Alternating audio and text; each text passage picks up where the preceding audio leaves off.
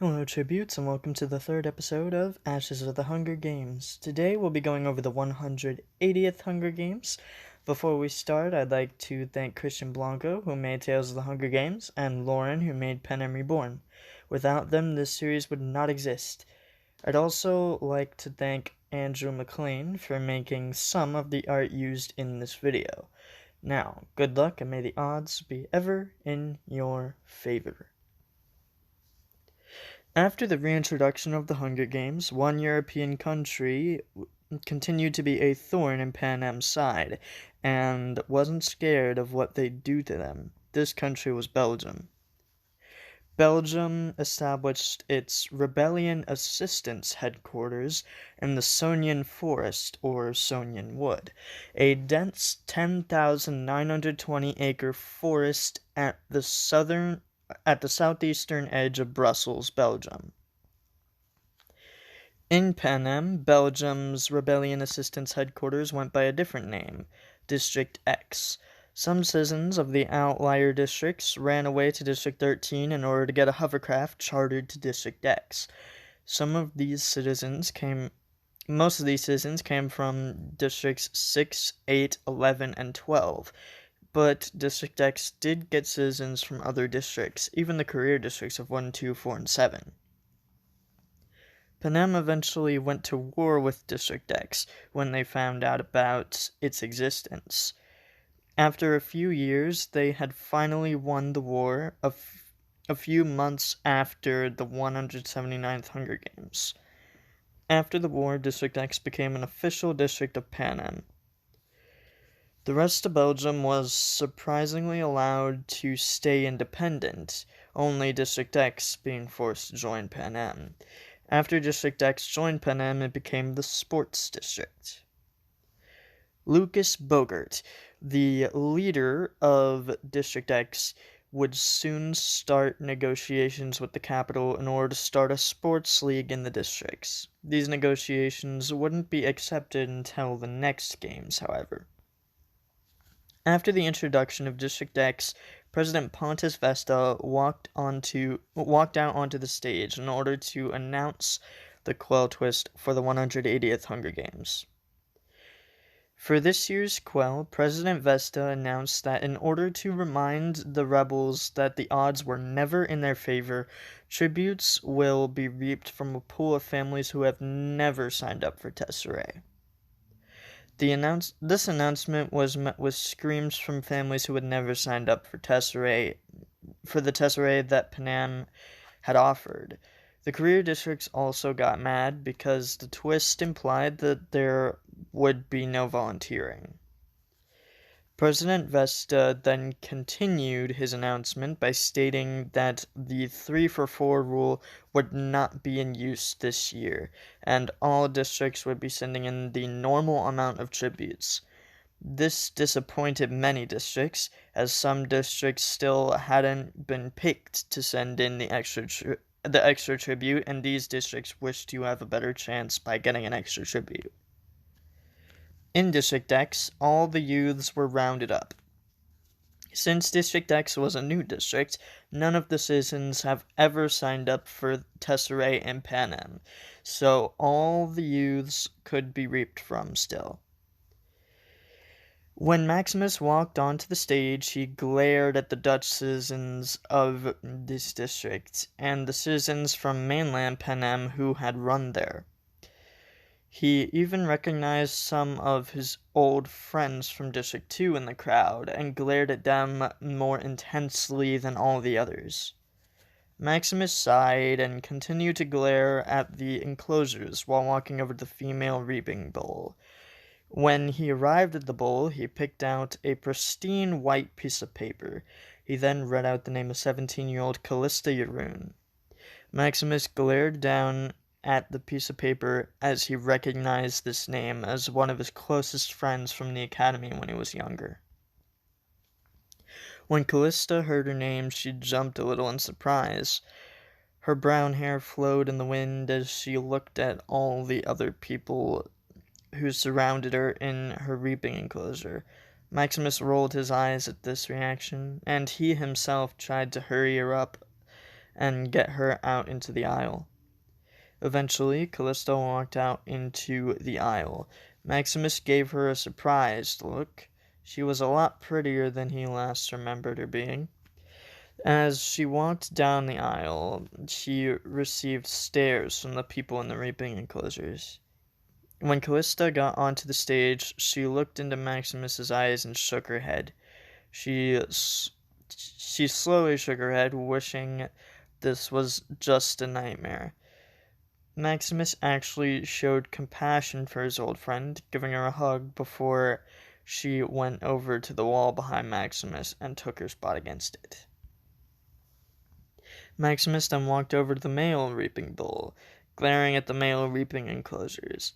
He then swiveled his hand around in the male reaping bowl for a few seconds before quickly removing a pristine white piece of paper. He then read out the name of 14-year-old Bram Aldenberg. Bram was a Belgium native before the creation of District X, so he was partially expecting to be picked, but at the same exact time, he was not expecting it. When Bram heard his name, he didn't know how to feel until he heard his mother and father scream. This caused Bram to scream as well. Maximus rolled his eyes and rushed Bram out into the aisle by stating that he didn't have all day. When Bram stepped out into the aisle, his brown hair hung limply by the side of his head. He didn't really style his hair. He also wore a basic outfit, wearing a navy blue hoodie with a tan shirt underneath. He also had jeans on with his outfit. He wasn't the best dressed person who could have been reaped, but he definitely wasn't the worst either. When Bram got onto the stage, he looked around the crowd to find his parents. His eyes eventually landed on the previous vice president of Belgium herself and her husband. Bram then looked over at Maximus and tried not to cry. Maximus saw that this boy was close to tears and just looked at him. He had seen who had reacted to Bram's reaping and realized that he was the son of the previous vice president of Belgium and sighed. Maximus did offer his hand for a handshake still, and Bram shook it before taking his spot up against the wall. Maximus then announced Callista and Bram's disused tributes for District X. The pair were then escorted into the backstage area in order to be visited by their friends and family. Callista was visited by her girlfriend Beatrix, who was a Dutch girl, native to the country of Belgium before Callista had come there. Beatrix kissed Callista on the cheek as soon as she came into the room. The girls chatted for a while in rushed Dutch, which Callista had learned over the years she had lived in the district. Eventually, a peacekeeper came into the room and escorted Beatrix out of the room and escorted Callista onto the train. Meanwhile, Bram was visited by his parents. His mom, Evie Aldenberg, looked at Bram with sadness and concern. After a few minutes of silence, Evie and Bram's dad, Art, hugged Bram tight. Evie even cried, hoping that this wouldn't be the last time that she saw him. Eventually, a peacekeeper came into the room and escorted Evie and Art out of the room and escorted Bran onto the train. On the way to the capital, District X would take 2 trains and a boat to get there. The first train would take them from District X to a dock in Ostend, Belgium. They would then get onto a boat which would take them to District 12, where the victor performing the reapings would continue the reapings before District X and 12 both get taken to the capital on the same train. On the first train, Bram and Callista barely talked to each other. Neither of them really knew what to say. Callista did eventually ask a peacekeeper when the pair would be meeting their mentor, to which the peacekeeper replied that they'd meet their mentor on the boat. After 50 minutes of relative silence, the District X train arrived in Ostend, where Belgian people waited for them. These Belgian people were actually the boat crew for the boat that would take the pair to District 12. Bram met friends from before the Pan Am takeover of District X, while Callista looked around for their mentor. Eventually, the pair was taken onto the boat, and the boat set off. Just then, the capital appointed mentors for District X, twin sisters Mia and Tia Flickerman, came onto the main deck of the boat, where Callista and Bram were. Mia went on to say that she will be mentoring Callista, while Tia mentored Bram. The pair of tributes agreed to this before the actual mentoring began. Mia and Tia asked the pair if they had any prior weaponry knowledge. Both tributes nodded, which surprised Mia and Tia, or at least Bram's nod caught them off guard. Mia and Tia then asked where this weaponry knowledge came from, not knowing how either tribute knew weaponry. Callista answered that she used to live in District 2 and trained in the training academies for the Hunger Games, just in case she got reaped before she could run away. Meanwhile, Bram answered that he used to fence. Mia and Tia gave each other confused looks before asking what fencing was. Bram then said that fencing was a sort of sport with swords. It was basically sword fighting. Both fighters had on armor and they had padded swords, so it wasn't all that dangerous, but he knew how to use the swords. After explaining, Bram suggested that he and Callista fenced, and Callista agreed to this.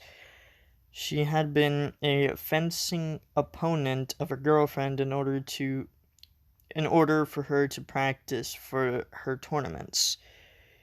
Callista and Bram were then given fencing swords and armor by peacekeepers who were curious about how this would go. Bram started off doing amazing, although it was clear to most people present that Callista was going easy on him. After the first round, Callista decided not to go so easy on Bram. Callista then went on to win the next 2 rounds, winning the best out of 3, to the sounds of Mia and a few peacekeepers cheering. In a show of good sportsmanship, Callista shook hands with Bram, saying that he was a worthy competitor. Bram then laughed and said that if only he had some more practice, he would have taken her down. This caused both Callista and Bram to laugh together. When the boat made it to District 12, Bram, Callista, Mia, Tia, and Maximus got off the boat and went to the reaping stage. Bram and Callista sat in seats set up on the stage off to the side. Maximus looked back at Bram and Callista before starting the reapings for District 12. Maximus walked over to the female reaping bull, scowling at the female crowd. There was barely anyone available to reap from, as most youths sign up for tesserae in this district. There were only 5 pieces of paper in the female reaping bowl. Maximus couldn't really make these reapings intense, but he tried his best with the scowl. Maximus reached into the reaping bowl and rolled his eyes, picking out a piece of paper and reading out the name of 18-year-old Colette Appalachia. When Colette heard her name, she screamed.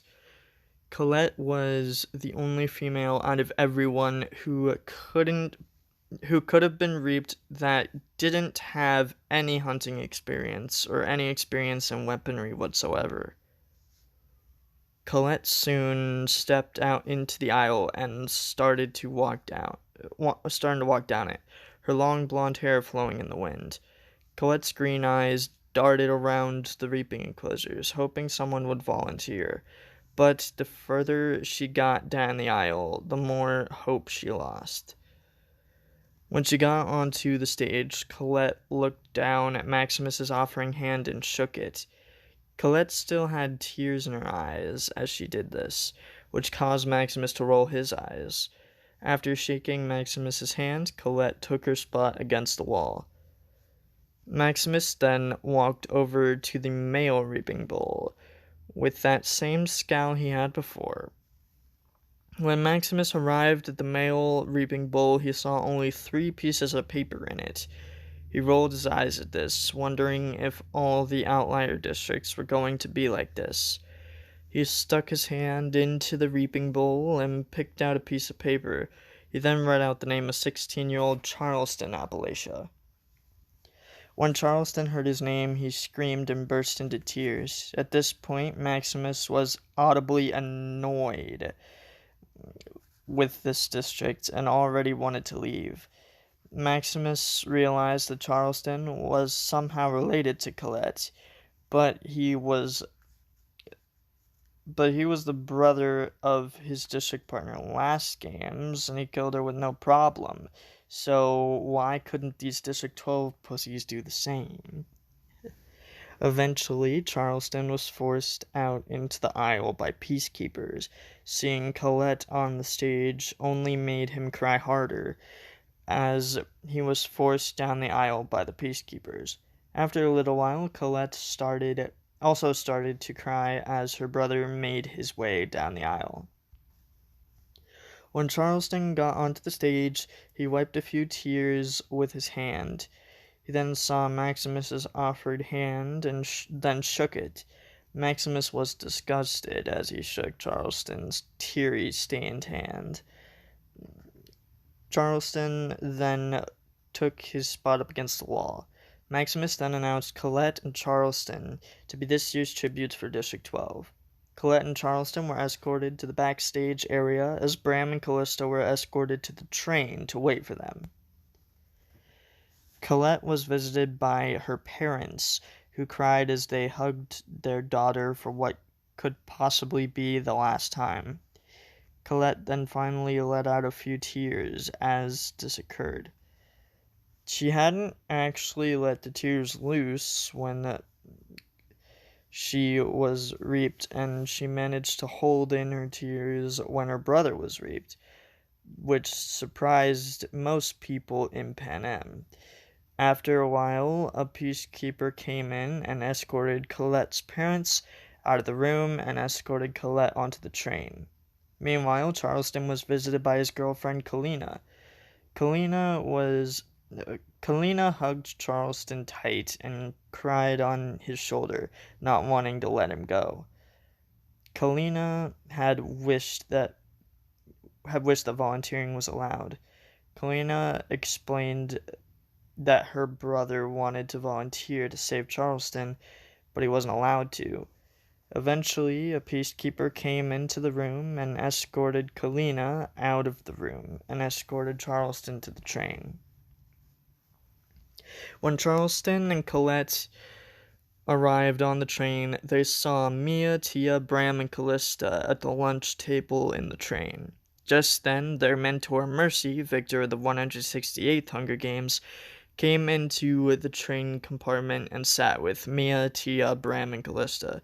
This pretty much forced Colette and Charleston to intermingle with the District X tributes and their mentors. Colette and Charleston took a seat with Mercy, Mia, Tia, Bram, and Callista, starting a conversation with Bram and Callista. The group talked about their home lives, and their mentors let them do this. Bram and Callista brought up random fun facts about Belgium before where they were located turned into District X. Meanwhile, Charleston and Colette told the duo from X about how their family made a living. After a few hours of conversing, Mercy finally interrupted to ask her questions to Charleston and Colette. She asked the pair if they had any weaponry skills. to which both of them replied by shaking their heads in the negative. This caused Mercy to sigh before telling Charleston and Colette that it might be pertinent to their survival to form an alliance with Callista and Bram, to which both the tributes from X agreed. Charleston did have to ask what the word pertinent meant, but after an explanation given by Mia and Tia, Charleston and Colette agreed to form an alliance with Callista and Bram. The group then went to the back of the train to talk more in private away from their mentors. When the District 12 train arrived in the train station, Mercy, Mia, and Tia were the first people off of the train. They made a dramatic pause before announcing the arrival of Callista, Bram, Colette, and Charleston. The group then exited the train to the sound of excited capitalites, who were excited to see these tributes, especially the new tributes from the new district. Callista was swarmed by capital boys who wanted her to sign certain obscene body parts. Mia rolled her eyes as she saw this happen to Callista, but then was happy when she noticed how she was handling this. Callista handled these fanboys like a career tribute would.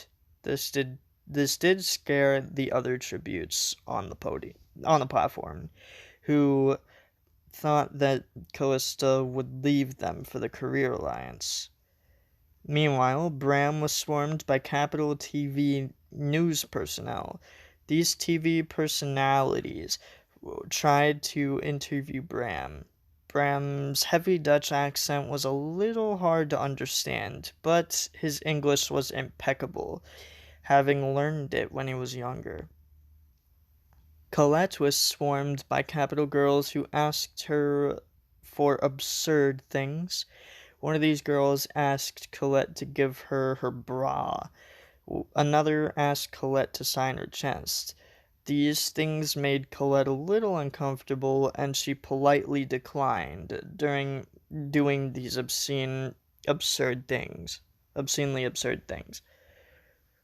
Finally, Charleston was swarmed by capital girls as well. These girls asked Charleston for selfies. He was even swarmed by little kids who asked him to play with them and tried to give Charleston a wooden sword made of cardboard. Charleston would gladly take these swords and battle with the little kids, easily being beaten by the kids, but still having a smile on his face. After a few minutes, Mia, Tia, and Mercy finally managed to escort Callista, Bram, Colette, and Charleston out of the crowd and over to the District 12 limo to go to the accommodation tower. Another level was added to the accommodation tower in order to accommodate the new district. When Callista and Bram got into the District X accommodation room, they immediately saw their stylist, Caitlin Crusoe. Caitlin was excited to meet Callista and Bram, so as soon as they arrived, she hopped up from the couch and rushed over to them to give them a hug. After the hug, Callista and Bram sat down on the couch with Caitlin. This is when Caitlin started to explain to Callista and Bram what they would be wearing during the tribute parade. Caitlin said that she'd be dressing Bram in a traditional football uniform. This caused Bram to act confused. He had never played football. He had heard of it, though. He had thought that the mentors would have talked Caitlin into putting him in a fencing uniform instead. Bram still put up with this, however. Meanwhile, Caitlin told Callista that she was going to put her in a cheerleading uniform. Caitlin went on to say that this uniform would reveal just enough skin to make Capital Citizens happy, but also cover enough to keep Capital TV's PG-13 rating. Callista didn't have a problem with this outfit. claiming that she was confident in her body and that she would gladly rock the outfit on the parade chariot. This made Caitlin happy, and she hugged the pair again before going to get their measurements. Meanwhile, in District 12's accommodation room, Colette and Charleston saw their stylist Amadeus waiting for them on the couch. As soon as Amadeus saw the pair, he immediately started to explain what he was gonna have Colette and Charleston wear. He explained that he was gonna have the pair wear matching nurse outfits. The outfits would be complete with a stethoscope for each of them. Colette and Charleston looked between each other, not particularly excited about the costumes, but they eventually ended up agreeing to the outfits. Amadeus and his team then went on to get the tribute's measurements and leave the room afterwards.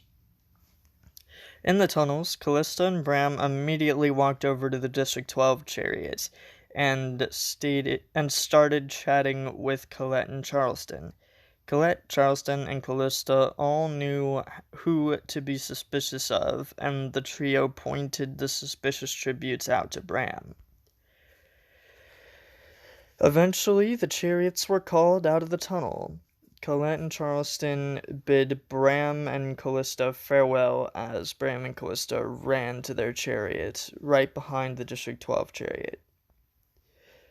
When the District 12 chariot left the tunnel, they looked around at the crowd of capital H cheering for the people that were in the chariots in front of District 12.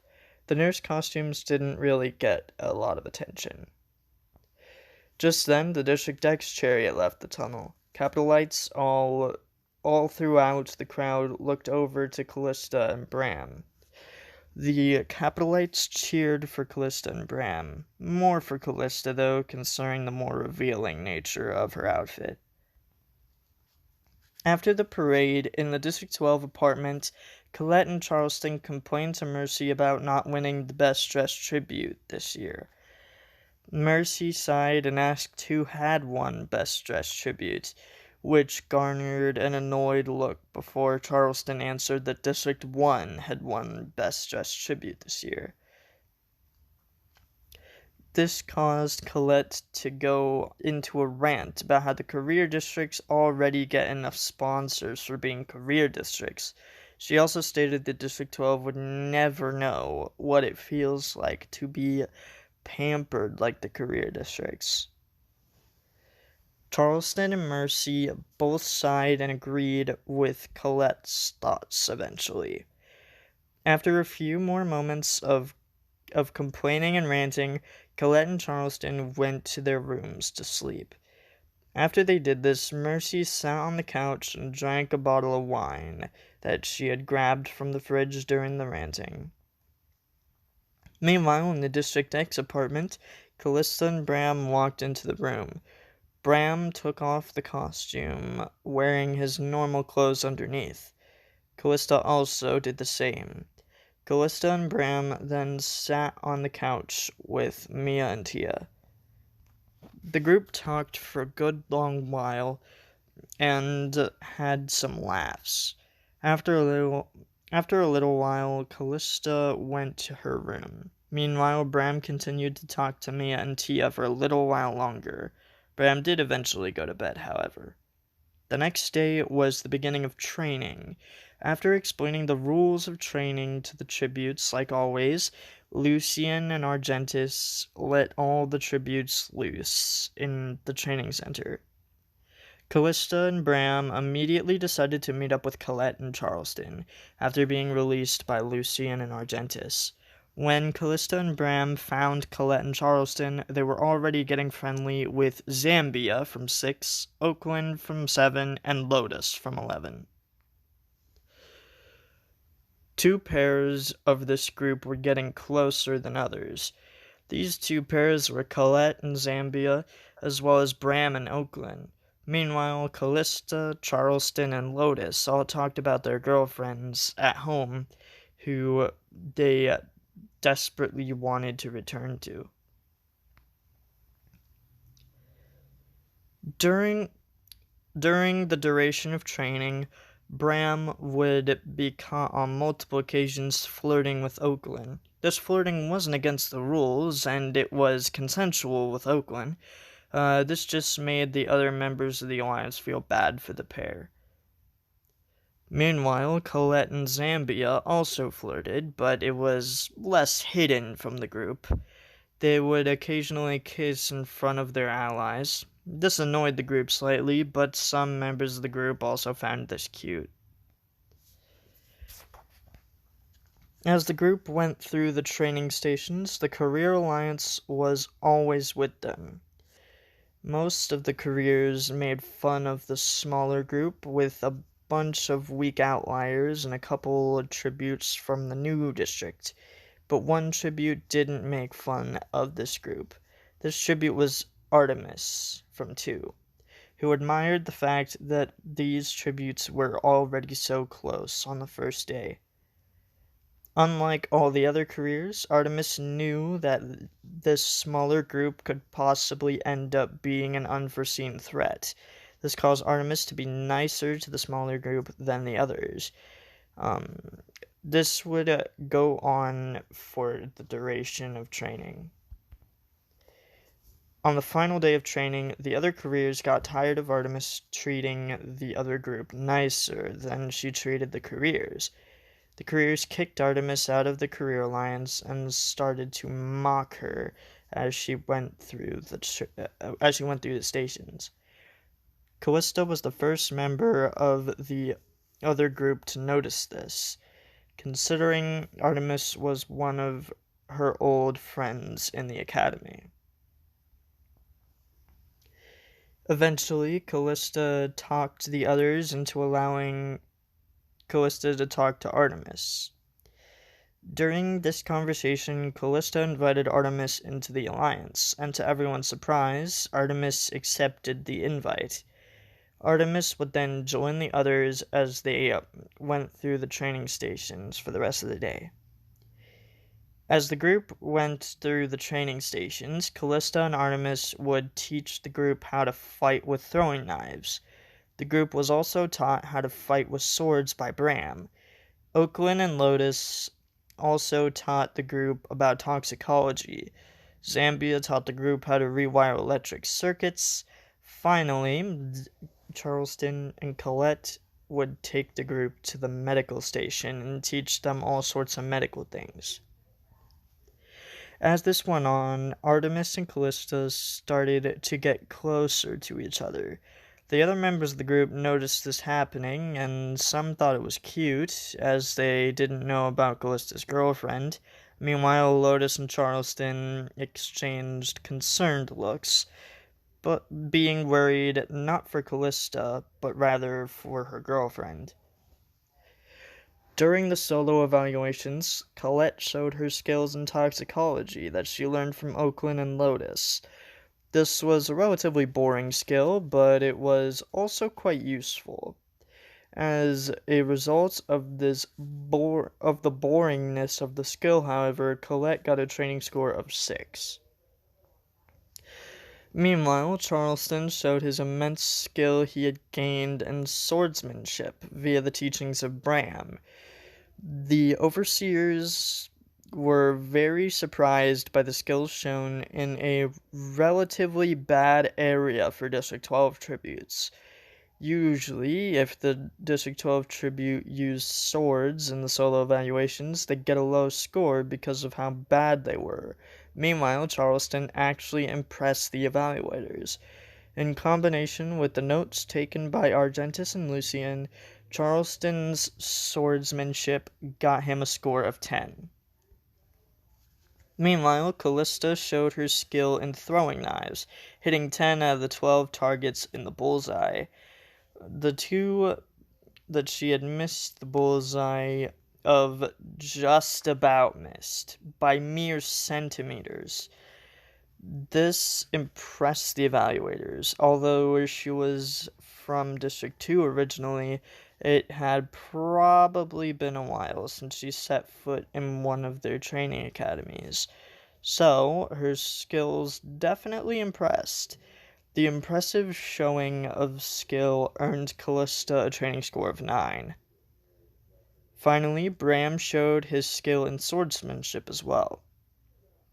This also impressed the evaluators, as Bram was from a new district and he was native to it, and not originally from any mainland districts. This impressive show of skill earned Bram a surprisingly high score of 9 as well. Other notable training scores included Anita from 1 with a 9, Artemis from 2 with an 11, Intel from 3 with an 8, Astrid from 5 with a 7, and Katla from 10 with a 10. Artemis had the highest training score this year, being so close to the perfect score, but that coveted 12 training score was still unearned by any tribute to this day. In the apartments, the mentors of the high scorers showed pride in their tributes. Meanwhile, the other mentors didn't show as much pride in the low scores of the pack. In the District 12 apartment, Mercy showed pride in both Colette and Charleston. Although Colette was in the lower score range this year, Mercy was just proud that she tried. Charleston was in a celebratory mood, having achieved a training score of 10. Charleston poured himself a glass of wine and actually started drinking it. This action caused Colette and Mercy to worry about Charleston and his health. After Charleston finally fell asleep, Mercy and Colette carried him to his room. Meanwhile, in the District X apartment, Mia and Tia were very proud of Callista and Bram. Both of them had gotten high scores compared to most of the other tributes. Callista and Bram both celebrated their scores with Mia and Tia.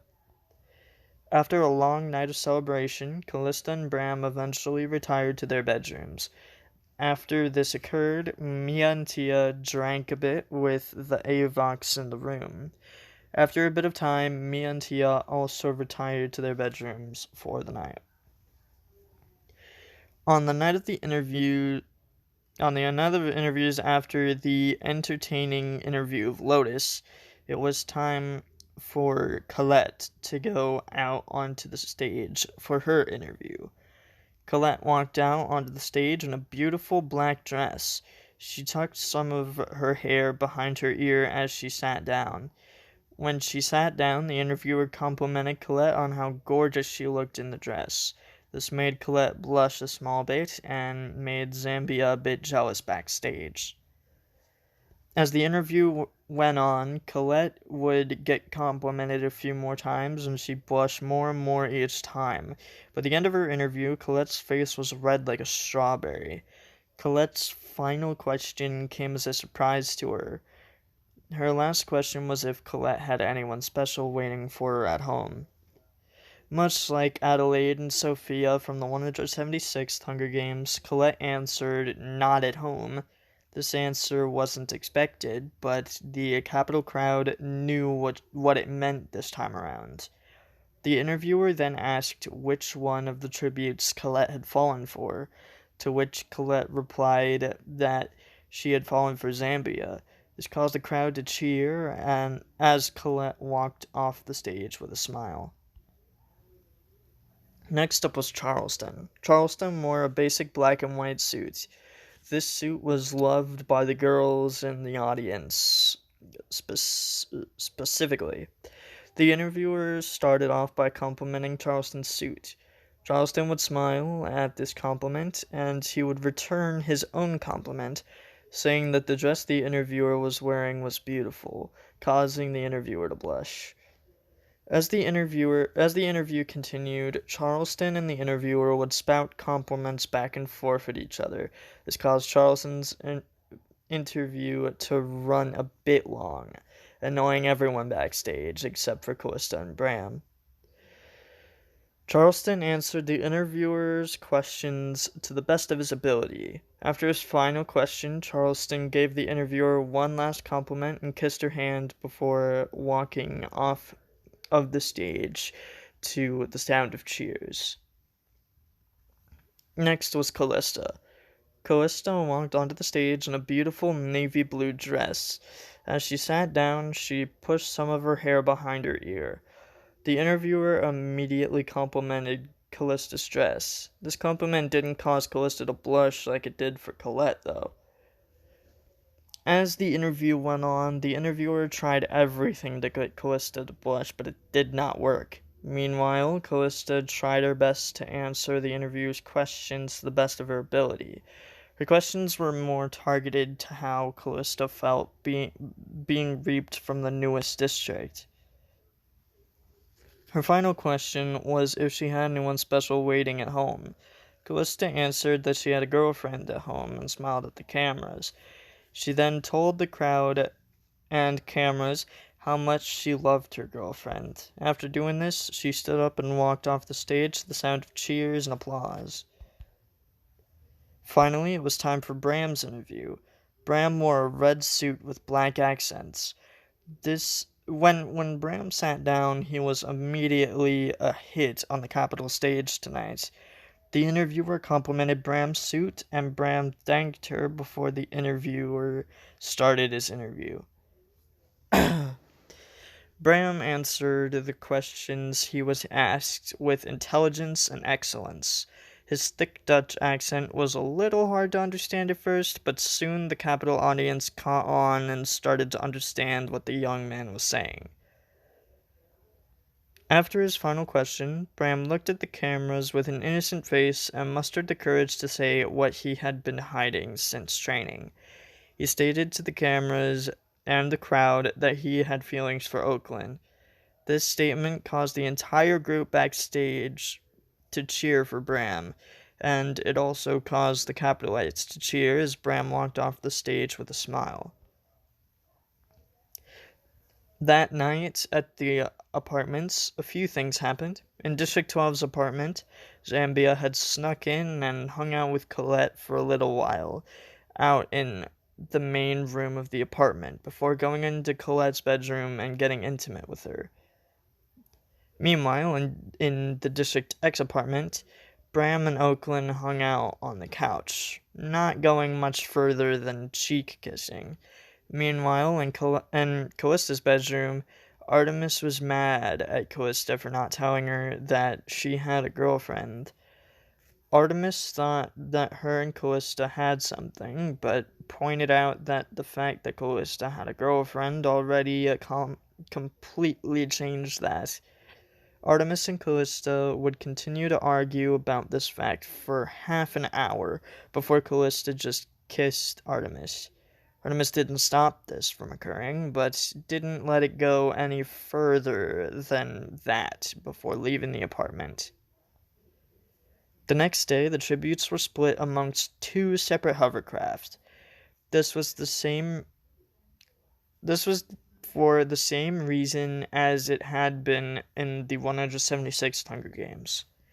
And hovercraft number 1 was Anita from 1, Arsenal from 2, Intel from 3, the girl from 3, Zambia from 6, the boy from 7, both tributes from 8, the boy from 9, the boy from 10, the girl from 11, and Callista and Bram, both from X. Meanwhile, in hovercraft 2 was Oris from 1, Artemis from 2, both tributes from 4, both tributes from 5, Oakland from 7, the girl from 9, Katla from 10, Lotus from 11, and Colette and Charleston, both from 12. In hovercraft 1, Callista and Bram looked around, only to see that only one of their allies was in their hovercraft. Zambia looked utterly terrified to be seeing the strong competition. They had 3 of the 6 careers in their hovercraft, along with the boy from 10, who looked very strong. The trio hoped that Artemis, Oakland, Lotus, Colette, and Charleston were handling themselves better amongst the careers in their hovercraft. Meanwhile, in Hovercraft 2, Oakland looked terrified. Both her and Bram were on the younger side this year, with Bram being 14 and Oakland being 15. They weren't the youngest tributes this year, but they definitely weren't the oldest. Meanwhile, Artemis, Lotus, Colette, and Charleston were handling themselves quite well. Artemis even struck up conversation with Oris, although he didn't really care much for the conversation, just glaring at Artemis and mouthing to her that she was first on his list. When the hovercrafts arrived at the arena, the tributes were let off of the hovercraft and into their launch rooms. In her launch room, Colette was pacing back and forth until Mercy came into the room. Mercy smiled at Colette and wished her luck in the arena. She had been speaking with Mercy since being reaped, and so Mercy had no idea what else to say other than wishing her luck. Mercy then patted Colette on the back before leaving the room to see Charleston.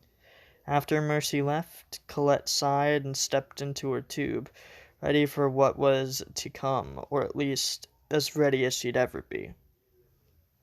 Meanwhile, in Charleston's room, Mercy eventually arrived in the room and hugged Charleston. Over the time, both him and Colette had become like children to Mercy, and the feeling was mutual. Charleston returned her hug and promised Mercy that he would win this thing for her, which brought a tear to Mercy's eyes. As the countdown began, Charleston stepped into the tube and looked at Mercy as the glass closed around him. In Callista's launch room, Mia was already in the launch room before Callista had even set foot in it. Mia immediately pulled Callista into a tight hug and wished her luck, stating that Callista was like a sister to her. This brought a smile to Callista's face, and she promised she'd do whatever it took to win. Mia said that she was proud of Callista before the countdown began. When the countdown began, Callista set foot in her tube and looked back at Mia with a smile on her face, which brought a smile to Mia's face as well. Finally, in Bram's launch room, he was pacing back and forth until Tia arrived. When Tia arrived in the launch room, she hugged Bram. She whispered to Bram that she believed in him and his ability to win. She stated that she saw his swordsmanship on the ship when they were going to District 12, and then again in the training station, and because of this, she believed in his ability. Bram smiled at this and hugged Tia one more time. When the countdown began, Bram stepped into his tube and smiled at Tia as the glass closed around him.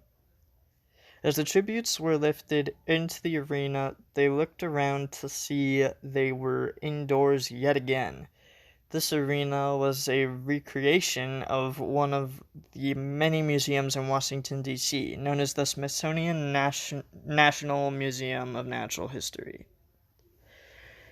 In front of the tributes was a large elephant statue. On this statue was a pile of weapons. It was clear that the cornucopia was at the elephant statue this year. Callista was relatively close to all her allies. The only ally that was far away was Lotus, who was only 4 podiums away from her. Right next to her was Oakland, and on the other side of Oakland was Bram. Both of the tributes looked terrified, looking around frantically. When the gong sounded, Colette met up with Lotus. After Lotus grabbed a knife and the pair took Bram and Oakland away from the cornucopia, deciding to meet up with the others at the very top balcony of the building.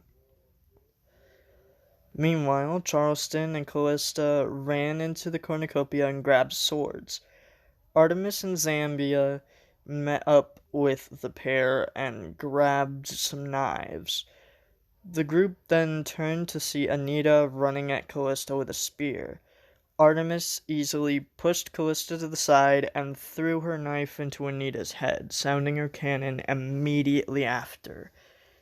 After this, Artemis, Zambia, Charleston, and Callista ran up to the top balcony to meet up with their allies.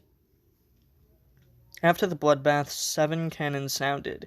These cannons were the cannons of Anita from 1, the girl from 3, the boy from 5, both tributes from 9, Katla from 10, and the girl from 11. Every time the cannons sounded, Bram and Oakland jumped a little and hugged each other tighter. After the cannons were done, Bram and Oakland didn't let go of each other. The rest of the group thought it was kinda cute how the pair were trying to comfort each other, even in their own moment of fear. After a few moments of Oakland and Bram hugging, the group heard footsteps nearby. Bram was actually the first to react, moving Oakland behind a pillar and grabbing a sword that one of the other members of the group had grabbed. The rest of the group eventually got up and either grabbed weapons or hid with Oakland. Eventually, Intel and Astrid stepped out from the shadows. After they saw the group, they took out their weapons, having grabbed knives from the cornucopia before they had fled earlier. Before a fight could occur, however, 3 cannons went off in the distance. These cannons were revealed to be the tributes from 8 and the boy from 10. After the 3 got into a huge fight, this fight had alerted the nearby couriers to where the trio was, and they finished off the boy from 8 after he had won the fight. After hearing these cannons, the entirety of the anti-couriers looked between each other and then back at Intel and Astrid. The duo seemed to look a bit scared of the prospect of a big fight, considering how nearby the couriers were to their position as well. The anti-couriers did also seem to notice how close the couriers were to them at the moment. Bram even glanced over the railing and saw the couriers just down at the cornucopia, 3 floors down. The group eventually decided to truce with the duo from the smart districts. This allowed Oakland, Lotus, and Colette to step out from behind the pillar. This originally scared Intel and Astrid until the group explained that Oakland was hiding from the duo and the 2 people hid with her to protect her just in case.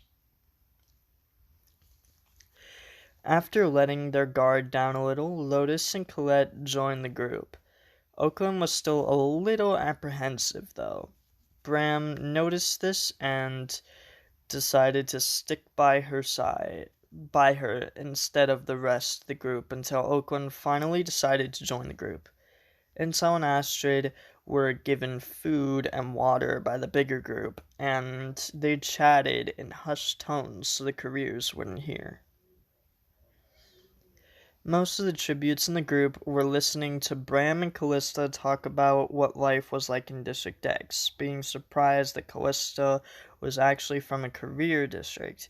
In fact, the only person in the group that wasn't surprised by this was Artemis, who had been Callista's close friend. The group even seemed caught off guard when Bram mentioned he was the son of the previous vice president of Belgium. The members of the group that didn't have their district partners with them even talked about their district partners. The group was caught off guard when both Artemis and Astrid mentioned that their district partners were their exes. Meanwhile, Oakland stated that her district partner was her brother, who hadn't even tried to talk the careers into letting her join due to her young age. This angered a majority of the group, especially Bram. Before going to sleep, Zambia came up with a plan to narrow down the careers. She whispered the plan to Artemis, Callista, Bram, Colette, and Oakland, them being the ones the plan required. She then said that she'd be putting her plan into effect tomorrow in order to let the others have some rest. At midnight, the cannons went off as normal. The cannons of the Fallen woke Oakland and Brand during the watch of intel. The trio ended up staying up together, keeping watch and talking. When the others woke, it was time for the group to put their plan into action. It was Bram and Oakland's jobs to squeeze through the vents and see where the careers were at all times. This job was easier for them due to their small size. Meanwhile, it was the jobs of Artemis, Callista, and Colette to cause a distraction. Zambia would then run into the career camp and kill off the careers who had stayed. To Zambia, it seemed like a pretty good plan. Before the others left, Zambia told the others that they were going out and wanted the others to stay at camp. The rest of the group agreed to this and stayed at the camp. As the group was leaving, however, Intel gave Callista a bomb that he had been sponsored with earlier. Callista then glanced at Colette and Artemis, all three knowing that they could use this for the distraction. Astrid also gave Artemis a welding tool she had grabbed in the cornucopia. After this, the group left to execute their plan. As Bram and Callista climbed through the vent, they looked around to see where the careers were. It appeared that overnight the careers moved to the cafeteria in order to have access to food. Meanwhile, Artemis was welding the gate blocking one of the nearby exhibits. As Artemis welded the gate, Colette and Callista kept watch. When Artemis finally got through the gate, the trio of girls entered the dinosaur fossil area. When they got in, Callista set up the bomb and ignited the fuse. The trio then ran out of the area and ran far enough away to not be affected by the explosion. When the bomb exploded, it caused the careers to look up, almost seeing Oakland and Bram in the vent above them. Just then, they saw Zambia. With a smirk, Oris and Arsenal took Zambia quite easily. The careers then took Zambia back to the cornucopia and hung her by the hood of her hoodie from the elephant tusks. As this was happening, Bram and Oakland quickly made their way back to Callista, Colette, and Artemis. When the pair got back to the trio of girls to let them know what was happening, they heard a loud scream coming from the cornucopia. The group looked over the balcony and saw the boy from 4 looking up at them. They also saw the other careers running from one of the stairwells. They then looked up to see the others peering over the balcony above them as well. Colette, Callista, Artemis, Bram, and Oakland all decided to run down to the cornucopia to try and save Zambia, as the other careers ran up to where the others were. As Oakland, Bram, Callista, Colette, and Artemis ran down to the cornucopia, the boy from 4 threatened to kill Zambia if they got any closer. As the others managed to stop in their tracks, Oakland tripped and stumbled forwards towards the boy. The boy felt threatened by Oakland now, and he threw a knife into Zambia's neck. After this occurred, Callista, Artemis, and Colette ran in to attack the boy from 4, while Bram and Oakland ran to take down the slowly dying body of Zambia. Colette swiftly became the killer of the boy from District 4, stabbing him in the gut with a knife. The trio of girls then ran over to Zambia.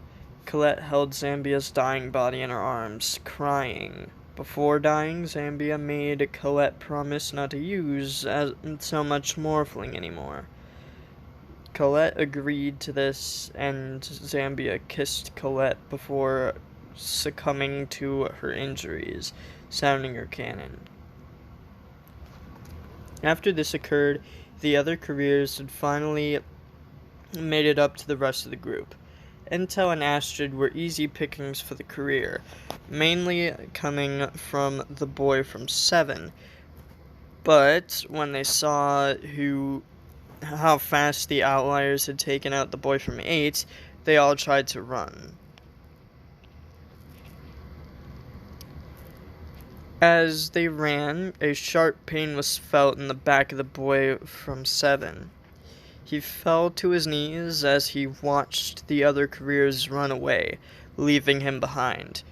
The group then brought the boy from 7 over to the edge of the balcony. Charleston called down to Oakland to come up there.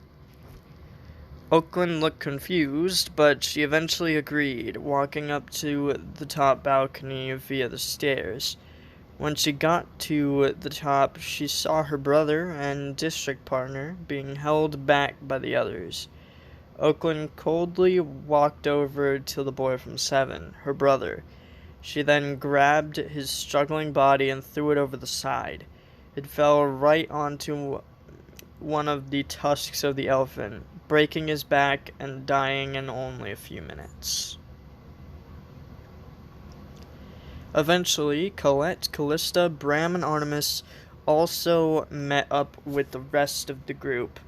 Their group went from 10 to 7 real quick, but the careers also went from 5 to 3 relatively quickly as well. Oakland had a smile on her face after killing her brother. It scared a few members of the Alliance, most notably Lotus. But most members celebrated alongside her, most notably Bram and Callista. Just then, another cannon was heard. This cannon was shown to belong to the boy from 6.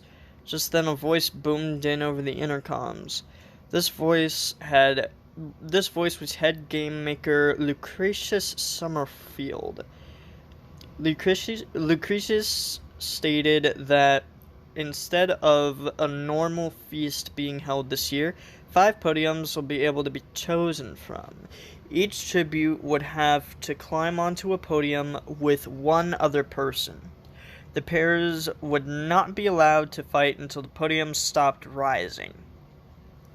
The group then looked down to see peacekeepers spraying an X on all the podiums that would be actually rising up into the sky. After the peacekeepers left, everyone walked to the cornucopia confused.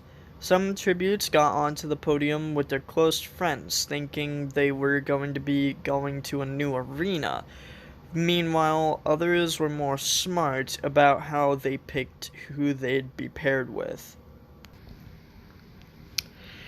On podium 1, Callista had decided to get on the podium with Oris. Callista had thought he'd be easy enough to go against if she needed to. On podium 2, Artemis chose to pair up with her district partner Arsenal for the same reason. On podium 3, Colette chose to pair up with the girl from 4 for the same reason, along with the reason of wanting to avenge Zambia still. Meanwhile, the other 2 podiums contained friends. On podium 4 stood Lotus and Charleston. The pair had chosen each other because they trusted each other and saw each other as brothers. Meanwhile, on podium 5 stood Oakland and Bram. As the podiums began to rise, Oakland and Bram hugged each other tightly. After the podiums had risen about 50 feet into the air, the voice came on the intercoms again. The voice stated that now the pairs on the podiums had to 1v1 each other until one tribute remained on the podium. This caused everyone to look at the other podiums first, looking at who could possibly be in the finale against them. Just then, the tributes on the first 4 podiums looked over to see Bram and Oakland. This realization caused gasps from all the remaining tributes. Even the careers felt bad for the young kids on Podium 5. Immediately after the announcement, Oakland fell to her knees, crying. Bram helped her up and pulled her into a hug. He apologized to Oakland, stating he had no idea this would happen. Even through tears, everyone could tell that Oakland had said that there was no way anybody knew about this. Just then, Oakland pulled away from the hug with a forced smile on her face. She then stepped towards the edge of the podium. She then told Bram to try to win the games for her, before taking one final step backwards, falling over the edge. Bram tried to catch Oakland, but failed by inches and cried as he watched Oakland fall to her death. On Podium 4, Lotus put his hand on Charleston's shoulder in a brotherly gesture. Charleston returned this gesture, and the two talked about a few final things. They then pulled away from each other and took out their weapons. Charleston swung his sword at Lotus, leaving a cut on his arm. Lotus then swung his sword at Charleston, leaving a cut on his forehead. Charleston then put his hand up against his head in pain. He then sighed and stated that he had an idea, before tackling Lotus over the edge, causing both boys to fall to their deaths. On Podium 3, Colette prepared to fight. Meanwhile, the girl from 4 was still surprised about how far she had gotten. The girl's thoughts of surprise were soon cut off by Colette chopping off her head. Colette then pushed the headless body of the girl from 4 over the edge. It was a quick victory for her, and she was proud. On Podium 2, Artemis and Arsenal looked at each other for a few seconds without a single word exchanged. Artemis then broke the silence by bringing back accusations she made in her interview that Arsenal had cheated on her, and therefore betrayed her first. Arsenal then fired back that he felt as though Artemis didn't love him anymore. This angered Artemis, as she immediately thought that Arsenal could have told her this, and then they could have talked about the feelings. After a little more arguing, Artemis got tired of arguing and took her sword out. Arsenal also took out his sword, and the pair ran at each other. Artemis then immediately stabbed Arsenal in the stomach and pushed him over the edge of the podium. As he fell to the ground, Artemis watched emotionlessly.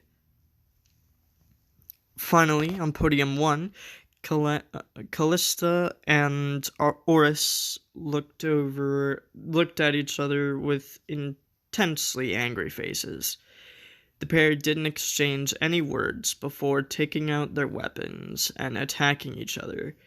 Both tributes got pretty good hits off on each other. Callista easily took the victory in the fight, however. This fight did take the longest, though, and the other survivors waited at the bottom of the podiums in anticipation to see who would come out of the fight. After Oris's cannon sounded, this left the top 4 tributes. The top 4 consisted of Artemis from 2, Colette from 12, Callista from X, and Bram from X. When Callista's podium was finally lowered, the 4 remaining tributes realized that it was just them left. Colette immediately ran at Callista with her knife. She then threw her knife at Callista's head. Just before the knife hit Callista, however, Artemis dived in the way, getting hit in the head by the knife, sounding her cannon. Colette then looked at Bram and Callista and thought for a moment, before starting to cry. Colette then stated that she had nothing else to live for. Her brother had died, the girl she had fallen for was dead. She was sad about all that. After Colette had said that, Bram approached her. He then asked her if she truly wanted this, to which Colette responded with a nod. Bram then put his hand on Colette's shoulder and took Colette's knife. After a few moments of thinking, Bram plunged the knife into Colette's stomach, ripping it back out afterwards. Colette fell to the ground weakly and reached for Bram's hand, taking it and thanking Bram for everything before her cannon sounded. Bram then looked at Callista and walked over to her. He then stated that he had only one question. He then asked if it gets better. Callista answered honestly that it doesn't get much better. If anything, it gets worse. Bram nodded and put down the knife. Callista knew what to do here and stepped closer to Bram. Callista then stated that she hoped that she would be able to reunite with him in heaven in the future. Bram nodded with tears, stating that he wished the same thing. Callista then stabbed Bram in the head, a quick and merciful death for him. After Bram's cannon sounded, Callista was announced as this year's victor, and she was airlifted out of the arena. After the games, Callista returned home to District X, where some saw her as a hero of the district, while others didn't like her at all, especially Bram's parents. Callista went through a lot of failed assassination attempts on her, but she continued to live life. She would eventually marry her girlfriend Beatrix and adopt 5 kids with her, 3 boys and 2 girls. After the war against Panem, District X was destroyed, and Callista and Beatrix were forced to move to District 2.